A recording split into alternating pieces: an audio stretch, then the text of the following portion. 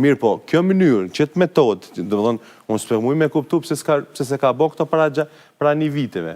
Para një vite. Po, 350. Po, janë, dëgjam, kjo du të me shku në mënyrë progresive dhe në bazë të produktivitetit. Ashtë është progresive 3 herë brenda mandatit? Jo, dëgjam, në momentin që ti ki biznese, sepse që kjo ka më të arritë informalitetin, kur është konsultu kjo me biznese, si mirë një vendim, një qeveri ku nuk konsultuat as me biznese, as me sindikata, vetëm kur vjen puna e zgjedhjeve, i fton sindikatat dhe i fton bizneset. Dhe më thënë, a konsultu dikush me biznese, sepse bizneset, dhe tash, norma interesit për shkak rritjes së kërkesës për kredi është rrit. Tash, bizneset e ka një situata shumë trana, për shkak se kredit janë ty rrit, kërkesa për me bo likuiditetin e kanë pa mundshëm dhe e detyrohet që me pas kosto operative. Tash, cili situatë, për shembull, që rast konkret me marr. Cila është situata që për shembull që kemi rastin e konkret të Shqipërisë. Shqipëria në vitin 2021 ka pas dikon 1.9 miliard euro të hyra për turistave. Në 2024 ka kalu mbi 5 miliard. Që kjo rritje progresive. Dhe kur ki rritje progresive ti në të vazhdueshme edhe pas zgjedhjeve e rriti pagën tash minimale që pe ban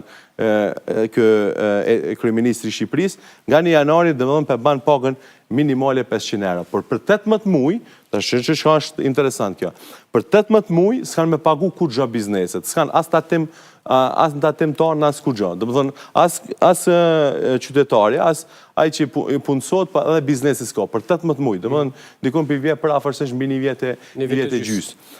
Dhe kjo, ne jemi për me bo një gjëtë të tilë, mirë po në periuda fatë shkurt, në thash, periuda fatë shkurt ka impact të madhë.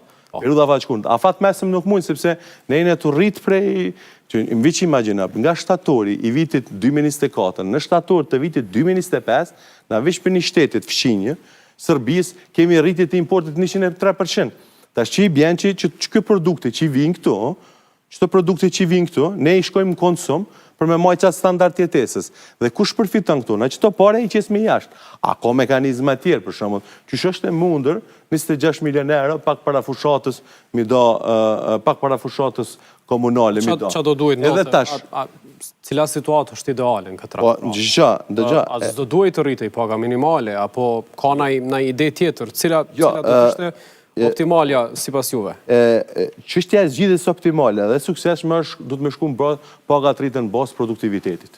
Cili është produktivitetin? Në momentin që ti ki rritit bugjetit, dhe tash edhe kena dhe me leq, nëse s'gaboj, në momentin që ki inflacion në vitin para prak 3%, je obligu me rrit paga 3%. Po ju në kund fushatës, është e pame, tash, në veç pak, 26 milion euro, që është shembol konkret. Ne kemi një papunësi shumë të lartë. Ne du të me bo skenimin e gjendjes njerë, prakisht. Se ka bërë qeveria? Po, si djenë se ka, se aja po thot që kemi rritje ekonomike 6%, është ka ma ashtran këtë opinion.